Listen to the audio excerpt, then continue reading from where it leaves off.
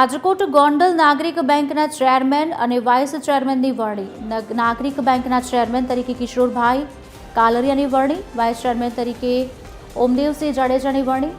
નાગરિક બેંકના ચેરમેન અશોકભાઈ પીપળિયાએ રાજીનામું આપ્યું હતું. સહકારી ક્ષેત્રે 5 વર્ષ પૂર્ણ થતાં રાજીનામું આપ્યું. વાઇસ ચેરમેન જ્યોતિરાદિત્ય જાડેજાએ પણ રાજીનામું આપ્યું હતું. અન્ય સભ્યોને તક મળે તેને લઈને સ્વૈચ્છિક રાજીનામું આપ્યું. ચેરમેન અશોકભાઈ પીપળિયાની અધ્યક્ષતામાં જનરલ બોર્ડ મળ્યું હતું, જેમાં ચેરમેન વાઇસ ચેરમેનના નામની વરણી કરવામાં આવી. ચેરમેન વાઇસ ચેરમેનની નિમણૂક થતાં મોટી સંખ્યામાં સભાસદો, ડિરેક્ટર્સ અને ભાજપના કાર્યકર્તાઓ ઉમટી પડ્યા હતા અને શુભેચ્છાઓ પાઠવી હતી. મિત્રો, ત્યાગની રાજનીતિ છે.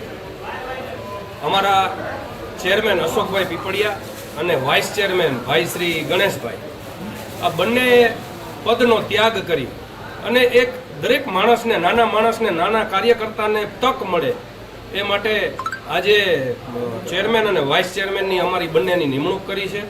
અશોકભાઈ પીપળિયા અને ગણેશભાઈ અને બાઉભાઈ, આ ત્રણેયની ટીમમાં ખૂબ સારો વિકાસ થયો છે.